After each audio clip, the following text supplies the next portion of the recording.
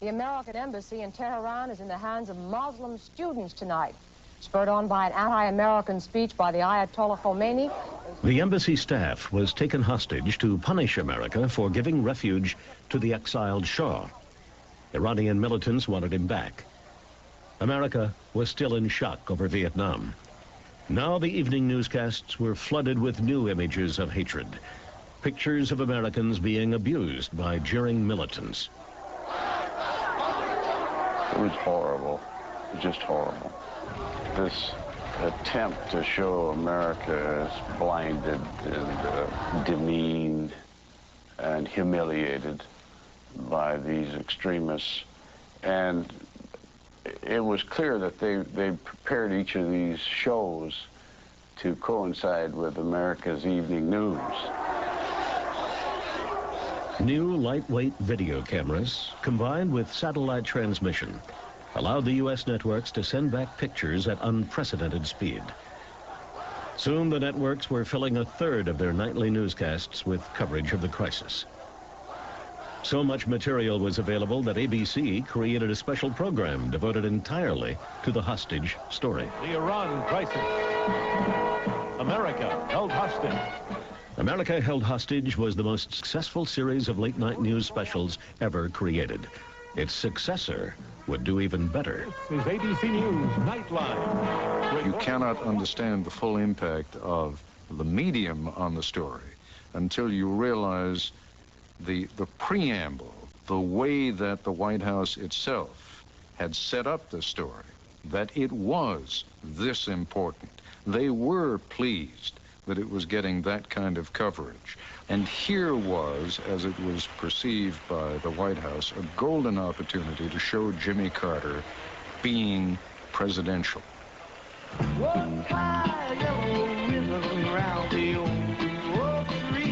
Yellow ribbons on graves. For now, at least, Iran is good politics for Jimmy Carter. President Carter was doing much better. In the early months of the hostage crisis, Jimmy Carter enjoyed overwhelming support from the American public. It was a sensational turnaround for a president who had been fighting an energy crisis, a recession, and deep divisions within his own party.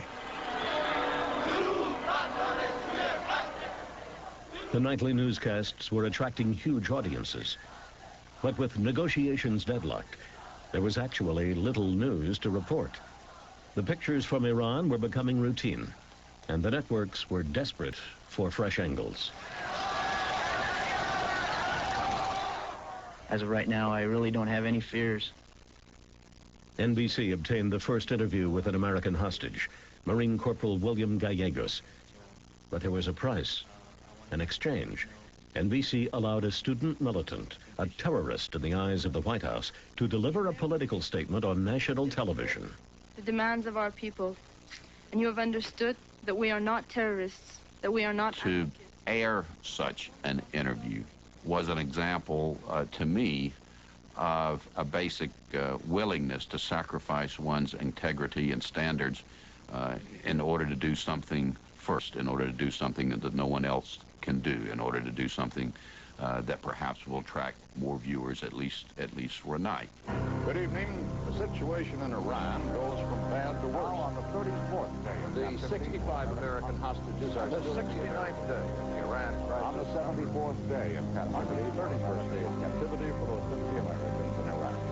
Under the pressure of those pictures, under the repetitive nature, not merely of America held hostage, but Walter Cronkite signing off at the end of every CBS show by saying day 180, day 220. I mean, pow, pow, pow. The president, of course, decides that, in fact, he will use the military option after all. A dramatic U.S. commando raid into Iran failed early today. Jimmy Carter was overpowered by images of a story he no longer controlled. And his gamble to resolve the crisis ended in disaster. The images provided by Khomeini's taunting militants sickened the American people, and they lost faith in the president. Now it is year one. November 4th, 1980 was election day in America. It was also the first anniversary of the Iran hostage crisis. On the eve of the election, the networks ran special reports reminding all who watched of the year's humiliation and frustration.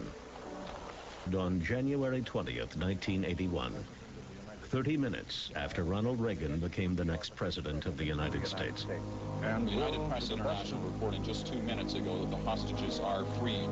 It is not an official report from either the Iranians or the... Carter had actually succeeded in resolving the crisis, but the victory came too late. Television images of defeat and humiliation had destroyed his political career.